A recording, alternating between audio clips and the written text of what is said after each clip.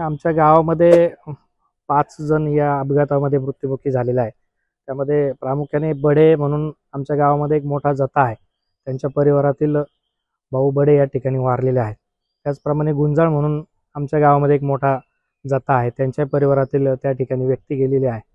कांदळे गावामधील जे गाडीचे ड्रायव्हर होते रोकडे, ते सुद्धा या ठिकाणी एक्सपायर झालेले आहेत। त्याच्यामुळे त्यांच्याही कुटुंबावरती तो दुःखाचा डोंगर आहे। त्याचप्रमाणे 14 नंबर या विभागामध्ये त्या ठिकाणी गवारे अनेक वर्षापासून आमच्याकडे वास्तव्याला होते, त्यांच्या सुद्धा पत्नी त्या ठिकाणी या मृत्युमुखी पडलेल्या आहेत। त्याचप्रमाणे आमच्या शिक्षक सोसायटीमध्ये त्या ठिकाणी तितर गुरुजी यांची कन्या पाचारणे म्हणजे शिक्षिका होती, ती सुद्धा त्या ठिकाणी दगावलेली आहे।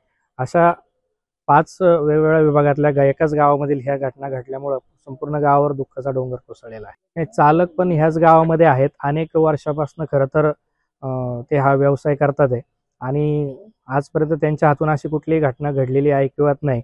आणि ते एकदम चांगल्या स्वभावाचे निर्व्यसनी असणारे असे विनोद रोकडे चालक म्हणून अनेक वर्ष काम करत होते, त्यामुळे आजपर्यंत त्यांच्या हातून अशी कुठलीही घटना घडलेली दिसली नाही। आज आमच्या गावावरती खरं तर दुर्दैवी घटना अशी घडलेली आणि दुःखाचा डोंगर कोसळलेला आहे। आतापर्यंत मी लहानपणापासून इथपर्यंत झालो, परंतु अशी घटना कधी झालेली नाही। परंतु आज ही घटना घडलेली अतिशय वाईट घटना आमच्या गावामध्ये घडलेली। आमच्या गावातील 6 लोक आज खरं तर मृत्युमुखी पडलेले आहेत। एसटी जर चालू असती साहेब तर या ठिकाणी अशी घटना झाली नसती।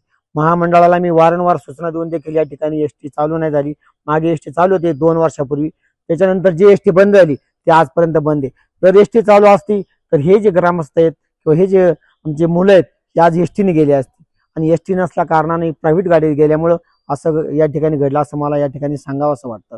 आणि यापुढे तरी माझं असं म्हणणे, मॅनेजर एसटी डेपोचे मॅनेजरला विनंती आहे की तातडीने या गावामध्ये एसटी चालू करावी असं मला या ठिकाणी वाटतं।